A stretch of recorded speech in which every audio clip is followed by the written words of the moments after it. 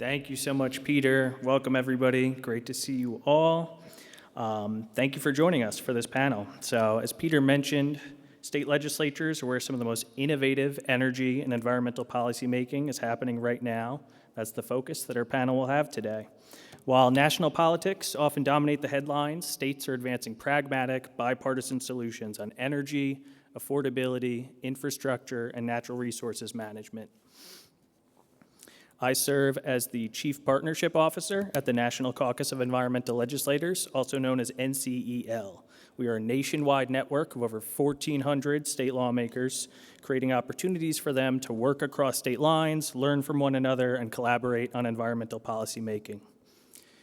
Before we start the panel, I just wanted to give a little bit of context on the landscape that state lawmakers are working in. They operate under real constraints: limited capacity, short legislative sessions, and part-time structures. In fact, only 10 states have full-time legislatures. Despite those limitations, they remain a major center of policy innovation. Before we start the panel, just a few highlights of major policy trends shaping state legislative activity right now. One issue rising rapidly across all the states is energy demand, particularly tied to data centers.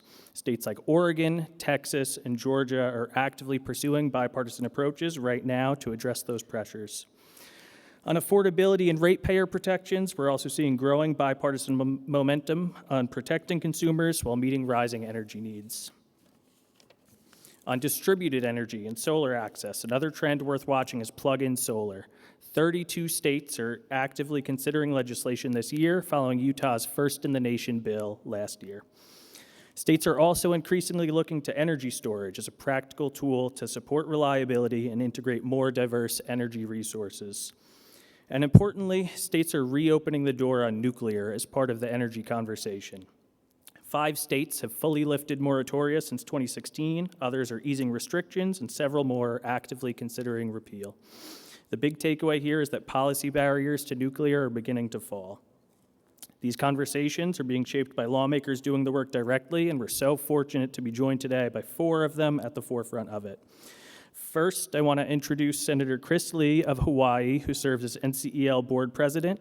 Senator Lee authored the nation's first 100% renewable portfolio standard and is a longtime leader in practical, future-oriented policymaking. Next, I'll introduce Representative Stephanie Barnard, who has been a leading voice in strengthening Washington's transmission system and securing remarkable investments for small modular reactors, positioning the state as a leader in next-generation nuclear innovation. Representative Alex Valdez chairs Colorado's Energy and Environment Committee, and he brings both policy and business expertise in clean energy and sustainability. And last but not least, Representative Matt Shaheen of Texas has been a leading voice on grid reliability and energy security, with a strong focus on ensuring the state has the infrastructure needed to meet rising demand and support long-term growth. And with that, I will turn it over to my friend, Senator Lee, to lead our discussion. Well, thanks very much. Thanks again, Sal, for the introductions. You know, it's great to be here. I caught the first part of the last panel. So there's a small chance we repeat just a little bit when we talk about bipartisan work across the aisle and what's happening here in the country. But I want to start with something which I think I'm guessing all of us would probably agree on, which is that we probably at the states can't wait for Congress to take action and solve all our problems. And I raise that because there's an interesting set of statistics that I think highlight the idea that states are going to be the place where the action is, where policy moves, where we can see fast progress on these things across the board, whatever the issue is, in ways that you probably aren't going to see at the federal level. And a lot of this has to do with Congress's ability to move fast. And I think because of the generally slower nature of Congress changing things compared to the states, you tend to have people a little bit frustrated. And one of the things that popped out when I was Googling our own polling and support was that Congress turns out is less popular these days than a number of other things that are pulled on out there. And this is not a slight to any one person who serves Godspeed to them. But as it turns out, according to Americans, Congress is less popular these days than cockroaches, traffic jams, used car salesmen, root canals, head lice, and colonoscopies and Adolf Hitler. The last two are quite concerning, particularly because I'm 45 and about to undergo said procedure. But I raise that because this, I think, is unfair when it comes to politics to just judge the way we tend to do, but it is in some ways reflective of our ability to get things done. Because we all have big issues, we all want them solved, particularly some of the things that we've been hearing about this afternoon and this morning. And as we in our states around the country and many of our colleagues in other places start to think about this, we definitely can't wait. And so the action is going to be, I think, fair to say, at the state level. And so we want to have a conversation today about really what that's going to look like, how that's going to happen. And as we read in the news, partisan this and that, and quotes and firebrand ideology and all sorts of different stuff that makes us think like, well, you know, what hope is there? We really want to dive into this. And so the first question I want to kind of pose to the group, and really want to make this more of a free-flowing discussion, so jump in whenever you want to, really is, you know, we all went through, I think safe to say, some level of hell to get elected in the first place. You're sacrificing time with your family, friends, job, relationships, all sorts of things, and you're committing an enormous part of your life to run for elected office. And those fortunate enough to win have to sacrifice even more once you start serving for all the reasons. But no one, I think fair to say, that I've ever met has gone into that lightly. And we've all tried to, I think, get a sense of what we're doing in our states in ways that we've now seen having served that's probably different than most folks. My question is, what did you expect before you were elected, as you were running, when it comes to bipartisanship or partisanship, what it means to work across the aisle? How did you expect that would play out? And now that you're in office, how has that actually played out? And what do you see on the inside? Well, I'll jump in.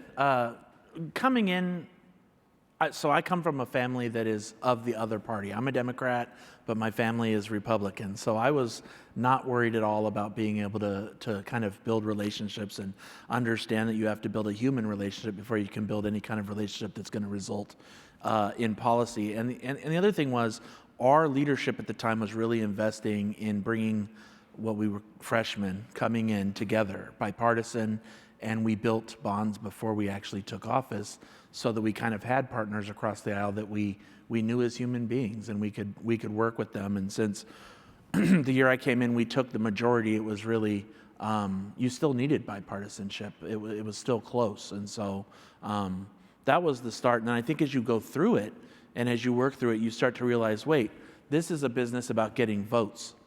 And it's a numbers game at the end of the day. And so when you work together, you bring, in my state, 19 votes with you, because we tend to vote as blocks, as caucuses. And so it's really a great way to pass good legislation at the end of the day. And it also protects that legislation from veto, because we always fear that governor's pen at the end of the day, a bipartisan bill is far less likely. And as we talk about energy issues especially, it's something we're going to have to work on, because I would anticipate it is going to be more of our rural and conservative communities that are going to host a lot of advanced technology projects. And so we're going to have to work together. And I think, you know, contrary to what people hear and what they see in Washington, at the state level, at least in Colorado, we really do get along very well. Well, I think Alex is a little bit more mature than I am. So when I ran my district, I'm just north of here up in Collin County, and it was very much a red district. And so the primary was the indicator of who would end up serving. In fact, the November election, I went on vacation 1 week during early voting, and so it was very much geared the opposite of your experience. And it wasn't until I got to Austin, got to the Texas Capitol, and starting engaging in topics. And really, to my surprise, there was two things. One is the vast majority, at least in the Texas legislature, the vast majority of the bills that are passed they're bipartisan. I mean, it's upwards of like 98, 99%. And the challenge is social media and the media are going to focus on the areas where we disagree, so that a lot of people tend to be surprised by that. The other thing was, I ended up doing a significant amount of work that was bipartisan. I mean, you know, I'm a suburban guy and would work with Democrats from the urban areas on things like sex trafficking and infrastructure and the like. And so we got a lot of things across the goal line. And being in Texas, energy is you know, obviously a predominant topic. The state of Texas produces about 40% of the crude oil in the nation. So it's obviously a very high priority item, and environment as well. Everybody wants clean air, wants clean water. And so that was the big eye opener for me. I went in from a very, very different perspective. But you know, we get a significant amount of work done in a bipartisan fashion, and these are just topics of utmost importance. And so I have a really high level of confidence that we'll continue to get that, you know, bipartisan legislation across and address the issues before us. I don't want to belabor this topic, but I'll just quickly add that during COVID, my former life, you know, my former job before I was a state legislator, I was in economic development. And one of the things I did was opened a hotline for businesses that wanted to talk about resources and, you know, what was available to them, PPE, funding, anything we could do to help them keep their doors open and keep them, you know, in business. So that was part of my job, and I loved it. And it was very bipartisan. I didn't care who you were, what your business was, it didn't matter. I just wanted to help our local businesses, small businesses, to stay in business. So that really created a lot of bipartisanship. I was also a founding member of our local civility caucus. So we started a civility caucus when our congressman came back and brought with him a Democrat. And I'm from a red district too.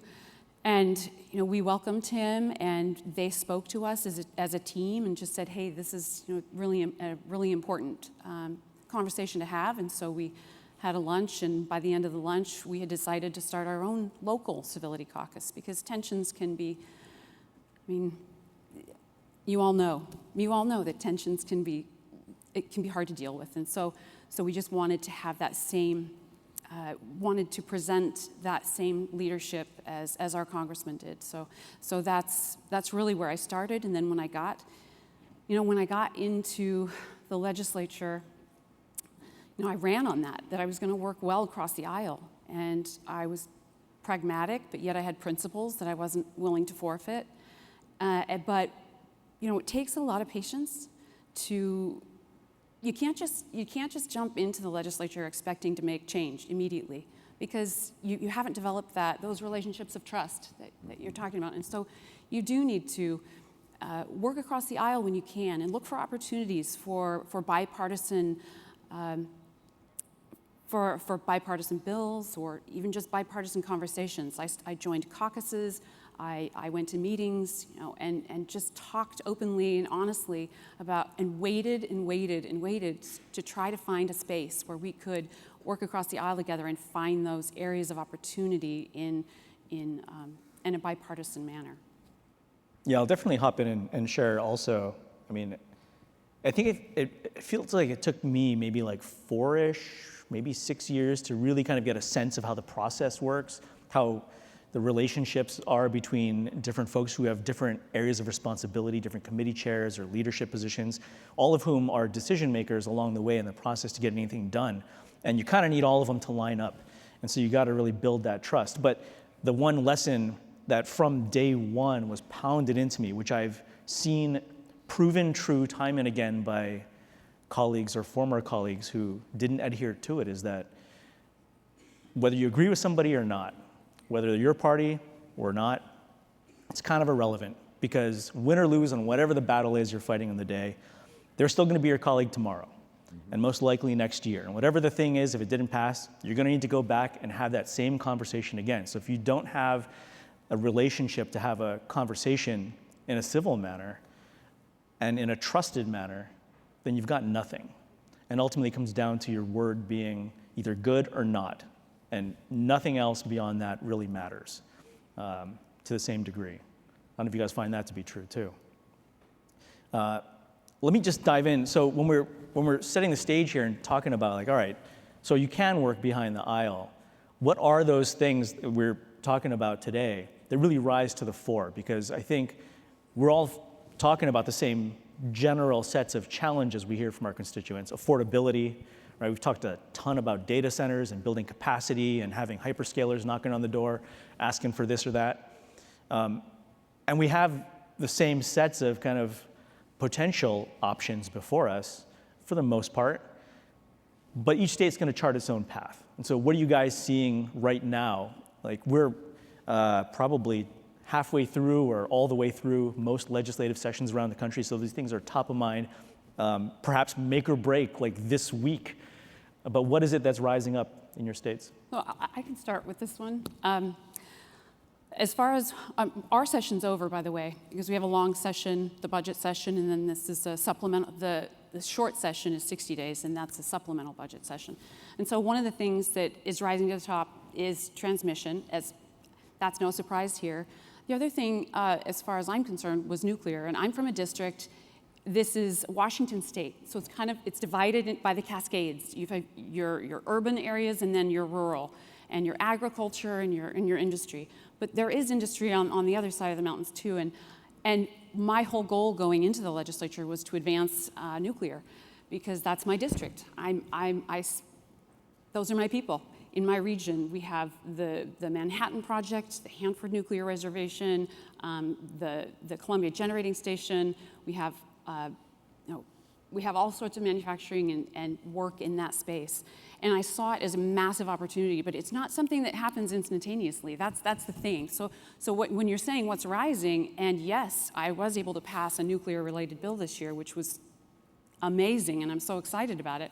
But it took years of work beforehand to create those relationships of trust and to work across the aisle and to finally break down some of those barriers that were really getting in our way. In fact, the bill that did pass, I had to change it and amend it and work with both parties because my party didn't want any. This is radical transparency, right? This is radical transparency hour. We're going to be really honest with each other. Okay? Any Washington State voters here? Don't. No? All right, you're free. Okay, don't put this on X, please.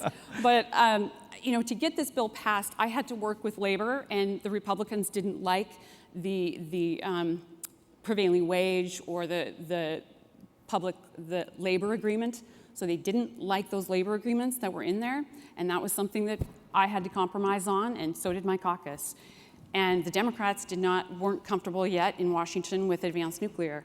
So it took 3 years and a lot of work to get this bill passed, and both had to compromise. So we narrowed down the title so that my party would be happy, because then the project labor agreements would only apply to a very narrow scope, and that's nuclear.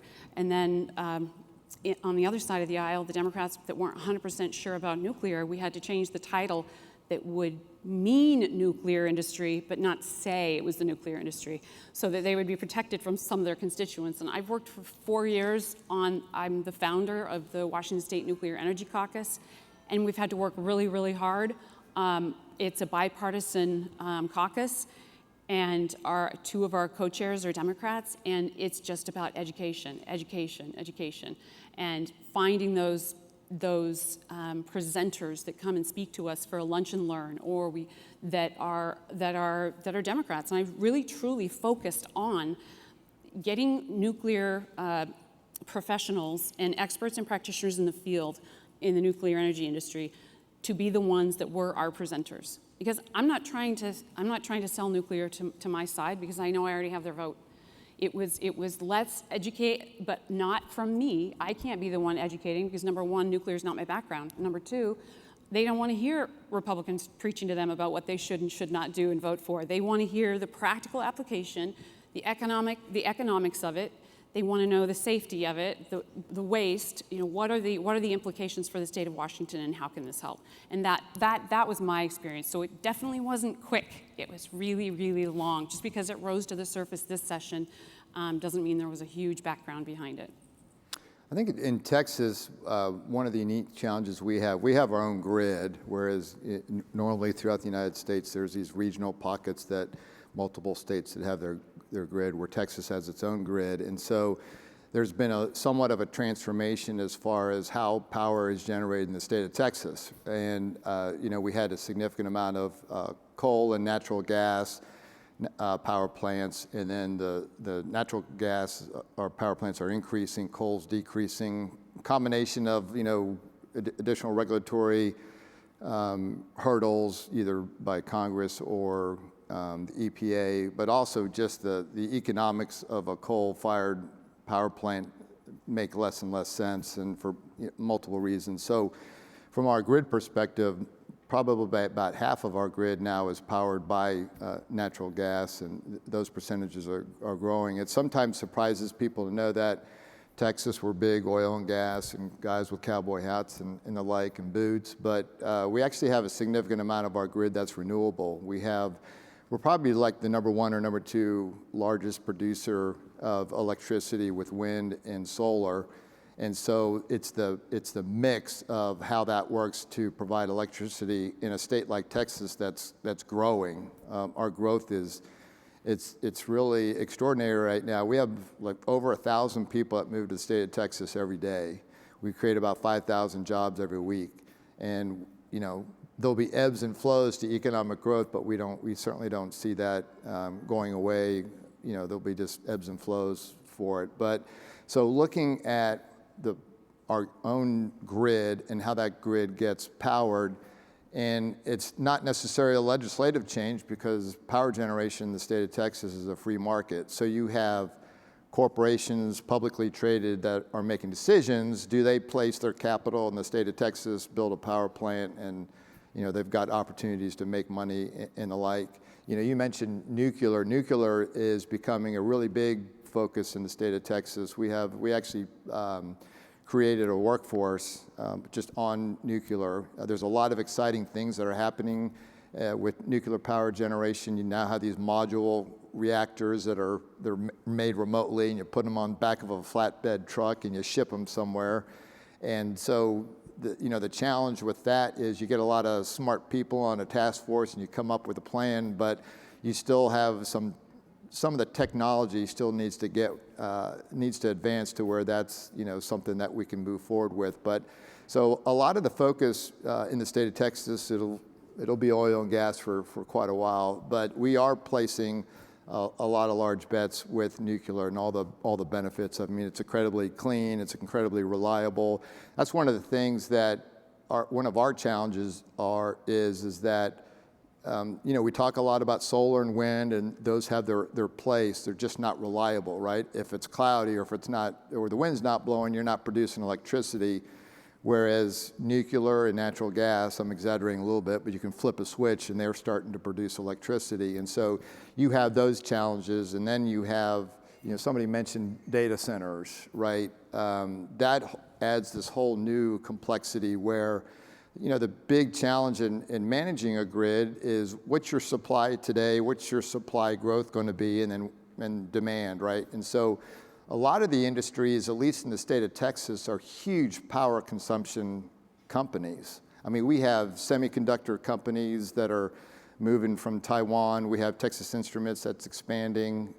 Those are big power users, and obviously the data centers are, although some of these are like really large data centers that individuals are talking about, they're actually, there's some scenarios where they might actually have their own dedicated power plant. It just depends on size, location, and the like. So anyhow, all those complexities to say there's a lot of different variables that will be challenging, and those are really the focus areas for the state of Texas is our grid and making sure the reliability for that got a lot of attention, obviously, back in 2021 when we got hit with Winter Storm Uri. Texas, it's a huge state, obviously, right? So we're used to regional disasters. You might have a tornado in Fort Worth, which is west of here, or a hurricane on the coast, and about every 9 or 10 years we get a white Christmas. But this was the entire state of Texas that got blanketed by ice, which probably happens every 90 or 100 years. And so we took a really serious look at our grid and making sure that was significantly more reliable while still honoring that whole free market piece. So that's the exciting thing about Texas, right? What are all the different energy components, some that are incredibly clean, that are going to power utilities in Texas in the future? Well, right now, bipartisanship is important to me on some of the things I'm working with. So I'm playing hooky today to be here. It's an important group. But when I get back to Colorado tomorrow, on Wednesday, I will bring my second nuclear bill. So nuclear is the topic that I think right now we can work together in a bipartisan way on. Number one, we all see a large pot of federal funding. And in our state's current economic situation, that's going to be a big catalyst behind whatever energy decisions we make. As you said, we don't have to win the support of folks from the Republican side on nuclear. But we do have to educate folks. And what's happening right now is I'm working with our minority leader on a bill that will allow Colorado in some ways to do what Texas is doing on community development siting, and then ultimately permitting, getting all that stuff kind of centralized in a clearinghouse so that our utilities can move quicker should they decide to do these technologies. We're having these conversations because they happen in this, what we call it the urban and rural divide in Colorado, and I'm sure that's probably, that's something you hear about a lot. And being from the urban side, we are starting to see, I represent downtown Denver. It's a very young district. It's a new generation, and they are embracing nuclear. And so to me, that's the place where Democrats and Republicans of all stripes, I mean, our minority leader is as Republican as you get, and I am just about as liberal as you get coming from the political spectrum. And so for us to be able to sit there in front of a committee, and we did this last year, and to hear all of these statements coming out of a Republican about clean energy and how we can support that and how we can do this, I'm thinking, wow, we finally discovered the thing that can bring us together and talk about clean energy. And I think that I'm going to keep it simple. Nuclear is the conversation that we can have together, where there's actual momentum behind it, where there's actual belief and understanding in the technology, and where there's obviously, and I have to say this too, on Thursday, so Wednesday I'm doing a nuclear bill. Wish me luck. Thursday, I am doing our data center bill, which is a 12-year effort in the state of Colorado to create an incentive and regulatory package for data centers. The way that we approached it was, we can connect Google's money with our need, which is transmission and generation.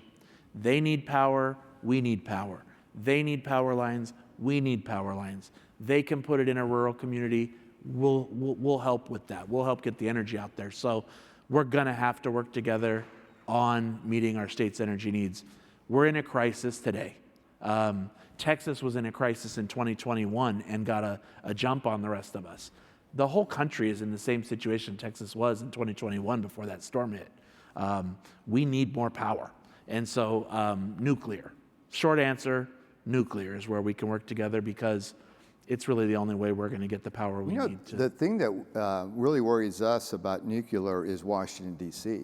You need regulatory authority approval from Washington, and I think we all agree violently that that is the slowest moving ship. I mean, I don't think they've passed a budget in like 10 or 20 years. And so that's the thing we worry about. Like when we build a reservoir, you need environmental approval and all that. And in Texas, I'm not exaggerating, it can take up to 20 years just to build a reservoir, and because of all the EPA approvals and lawsuits and all that type of stuff. So one thing that we should try to do from a bipartisan perspective is approaching our delegations in DC, because we've got to speed that up. We cannot, none of our states can afford that long period of time to build nuclear power plants. And I think luckily nobody remembers 3 Mile Island anymore, so maybe we can just flood this puppy and make it go a lot faster than normal. They remember it. Regulations are changing at the federal level. And in Washington state, that's a scary thing. So it's a totally different perspective in Texas than it is in Washington. So in Washington, that's terrifying because the DOE, this wasn't the NRC, this was DOE that came out during session, right while I'm trying to pass an advanced nuclear state strategy bill. The new DOE regs on the demonstration projects at Idaho National Laboratory and others was to quicken that timeline of when they could get approval for those prototypes. And those reactors there are not for commercial. They're not commercial reactors. They're just projects to see if a certain type of innovation will actually work. So it speeds that up. But the NPR article was Donald Trump, made nuclear less safe in secret. That was the article. And then every single Democrat that we had worked years to try to garner their trust and support on this issue, they went away in same day. I mean, they were gone. All the support was gone for my nuclear bill. No one trusts Donald Trump. It's a thing. It's a huge thing. And someone said in the last one, I don't know if she's here, but she said the want for expanding power is a mile wide and an inch deep. Is that what she said, or an inch thick? Totally true, because that one article that came out and my bill died in committee the same day. They didn't have the support, didn't have the votes, and all the Democrats that were going to support it didn't. I think that's the challenge that we all face, right? I think climate is one of those topics that are used to, bang the other party on top of the head over, right? I mean, it's kind of like healthcare. If you don't agree with certain healthcare legislation, right, you want people to die, kind of thing. And the comment that you made, I think that's really what the battle is, right? Because you built this coalition over a period of time, and then over at night, it's almost like the right person can tweet something out, and your work over the past couple of years has evaporated. I think that's the big challenge. I put the fire out by writing an email and getting the backing of, I'm working with former Secretary of Energy, former Dr. Ernest Moniz, and he supports nuclear. And so if you have the connections of those who have worked with, let's say, President Obama, we got his energy czar, Carol Browner, to come in and talk to us about the safety issues, the waste issues, all of those things. We had economists come in and talk about the cost and how it, over time, if you amortize those costs over the life of the project, which is 60, 80, probably up to 100 years even now, that is much less expensive than some of the other projects they're working on. So it takes a lot of those kind of connections, and again, it goes back to trust. If I sent out that email with my name on it and they'd never heard from me, and they don't know me, they wouldn't trust that. They wouldn't trust my sources and what I had to say, but they did, and it kind of helped put the fire out. Well, Chris, you said something interesting when you kind of posed this question about, how are we as legislators going to tackle the affordability issue? And so when I'm working on the nuclear energy specifically, it often comes down to affordability. We can't do what Georgia did. They just spent $45 billion and it's all subscribed. That makes no sense, and it doesn't. So, what we need on the federal level, and this is something that I've been championing, is educational components. Remember when we were kids and the more you know would come up on the screen? It was just like a little educational moment. Mm-hmm. Our system, our government has stopped communicating to us some basic information in a way, and so you have to reestablish that the nuclear energy program has never killed anybody in the United States. Now, there were accidents in foreign countries, but our program has been 100% safe. 3 Mile Island, you mentioned it, comes up every time. I say, great. That's the perfect example of how the American regulatory system prevented a disaster. All of the safety systems worked. There was no disaster. And then you go to a country like France. I went on a bipartisan trip to France to see how a working energy system should look. And while we were there, the CEO of EDF, which is the national utility over there, he said, this whole American thing about decarbonizing and 2050, you're going to decarbonize. He's like, I remember the day we did that. It was October, whatever, 1985. Now that country did what we were on track to do before the 3 Mile Island and the narrative derailed us. And now we have to commit as a country to get back onto a national strategy as well. And I think that can be something bipartisan. That could be something that maybe Congress can do. And if they do it, with their money, our money, it might be an affordability issue, because at the end of the day, energy is one of the top household costs. You guys all kind of touched on something that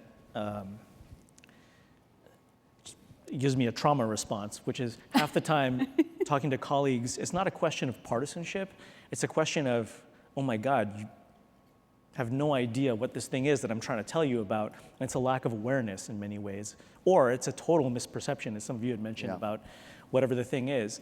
I had even just on simple stuff that's like day to day, not so much like really complex nuclear technology and regulatory structure and all of that, but even just on electric vehicles, for example, one of my colleagues was like, oh yeah, I would never get one of these because it's so slow, and you gotta wait. I was like, wait a minute, I used to build cars and race them back in the day. I had this 850 horsepower Toyota Supra that ran on methanol and the whole deal. And today I drive just a baseline EV, and the punch you get off the torque just feels faster. And so I literally was like, just come out to the parking lot, took him around, he's like, whoa. And sometimes it's that education, but how do you do that on issues complicated like this, where there's no easy answers, and it takes really a lot of investment and time to really start to understand? How do you guys do that? I think what I try to do, because you're right, it's more than just this topic, is it's unfortunate, but you have to figure out who do you need to pay attention to and who do you need to focus on. Can people in the world today that, it's just a reality. They're after social media likes, and you could invest like a week with them, and they're just never going to come over, right? Their incentives are different. So it's really pinning down who the serious people are on the topic, and if you can get, what I try to do is get a group of people that are concerned about the same thing, right? And we've all talked about to support our growth and providing utilities and affordability. Affordability, you drive up the supply, you're going to have affordability, right? And so what I have found is just pulling together the people that are focused on that issue and just focus on them. But that's oversimplification, because it's a hard path to follow. It just is. It's almost an impossibility to think that there's a way to teach folks on all of these issues. So, when I look at it, it's a matter of, convincing, of course, those in front of you who can help you move that thing forward.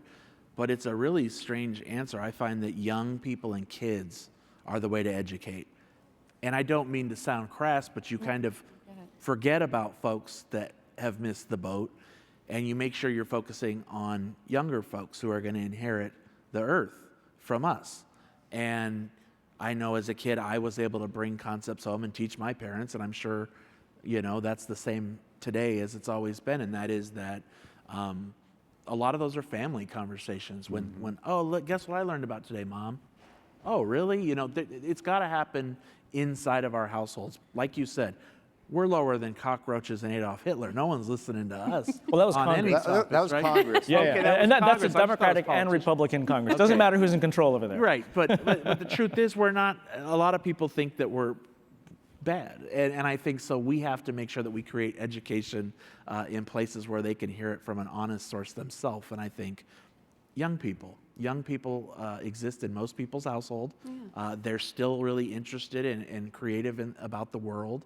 And I remember annoying my parents to no end with things I was fascinated with. So, that's a good strategy as well. I was listening, just to piggyback on that, I was listening to a nuclear podcast, and they were talking about eco-modernists, where they're not so focused on conservation because they don't think that is very equitable across the world. And I thought, wow, that's really fascinating. They want more power so that we can rid the world of poverty. So because energy equals commerce, right? So they're environmentalists, but they're younger usually, and yet they're eco-modernists. They want all of the modern things. They want the data centers because they use their phones and they use data all the time. They love their ChatGPT. They love their images that they create, that type of thing. And the other thing is in our Nuclear Energy Caucus, I did a poll, and 78% of our legislators in Washington State that are members of the Nuclear Energy Caucus are under 50. Now, I don't know the age averages of your legislature, but ours, a lot of them are over 50. I'm over 50. Are you guys over 50? Heck yeah, I'm way over 50. Are you over 50? Not yet. Not just yet. See, you two, the two Democrats in the room are under 50. There is something to that. The younger your legislature gets, the more they'll end up supporting nuclear. In my opinion, that's just been what's happened in Washington State. Is they're eco-modernists. So they see that nuclear is a path to decarbonization.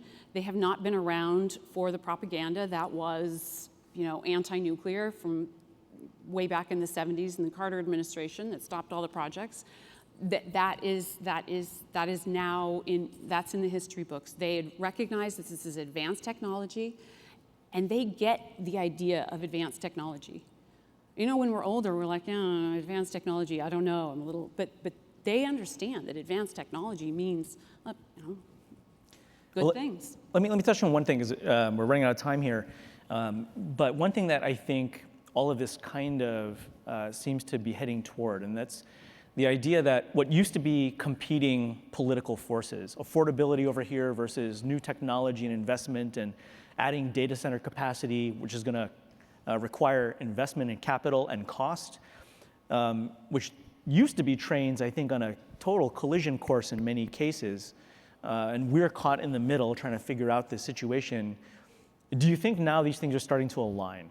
And I say that with cost coming down rapidly for new technologies, kind of across the board. I mean, certainly the old school nuclear projects that would cost tens of billions, now you have much better options.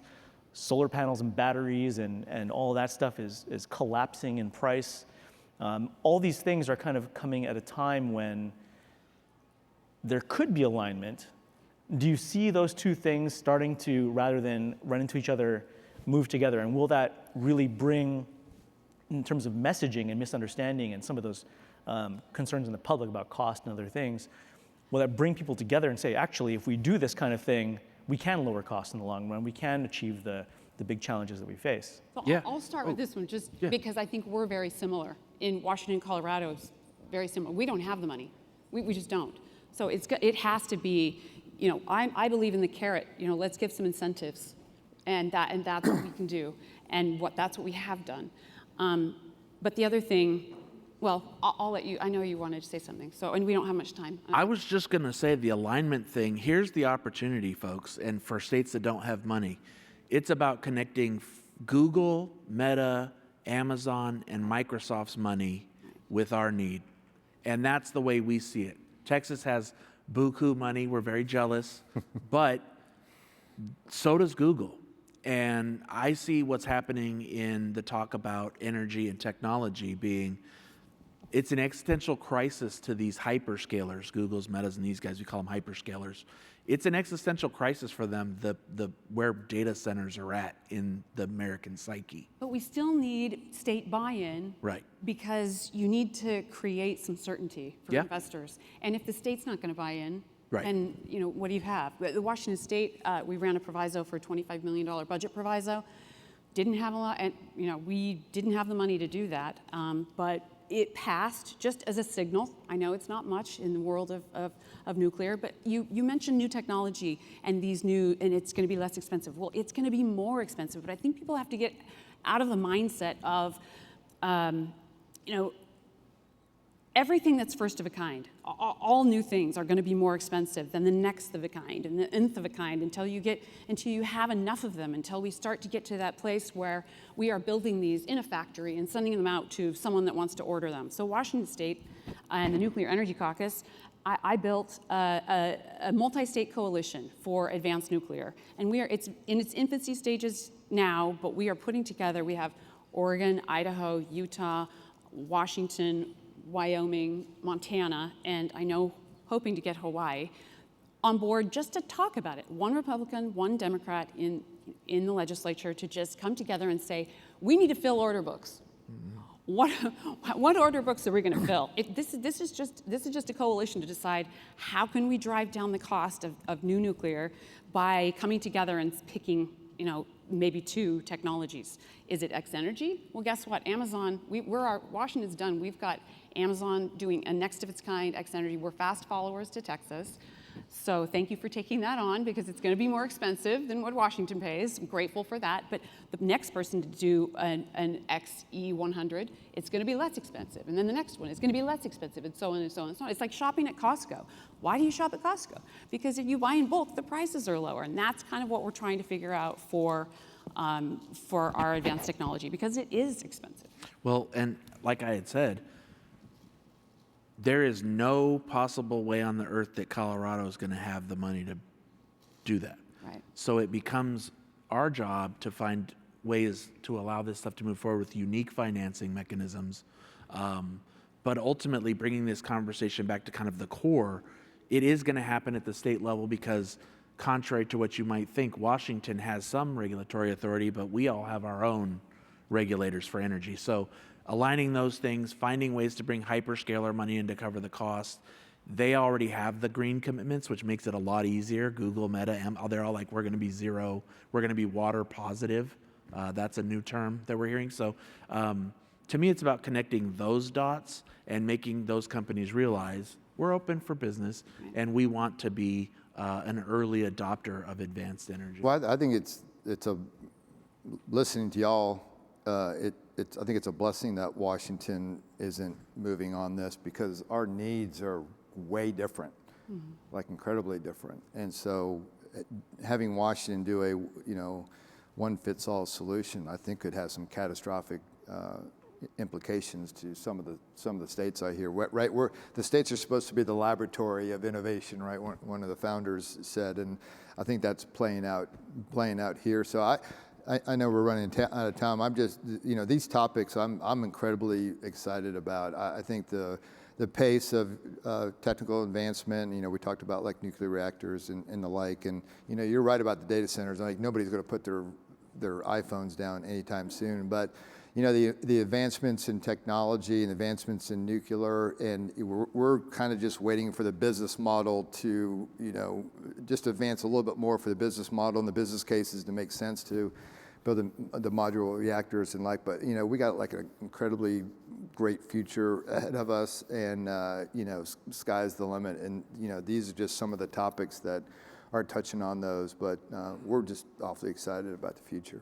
Yeah, I think I'll close this out by saying, and you mentioned it, laboratories of the future, right? The states, 50 chances to get something right, experiment, tweak it, replicate, take what works and multiply. And just going back to the last decade or two, we've had a number of examples of that on the Democratic side in our state, where we put a 100% clean energy goal and said, hey, we want to do this.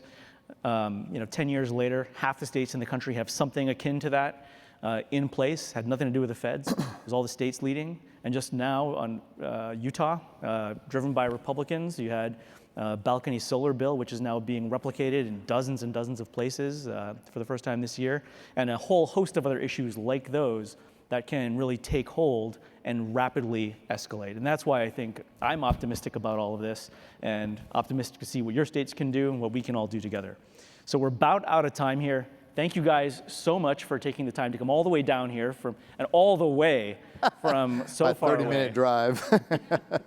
We're going to go back and fight now in the back. Yeah. We put on a good show here, but we're ready to go.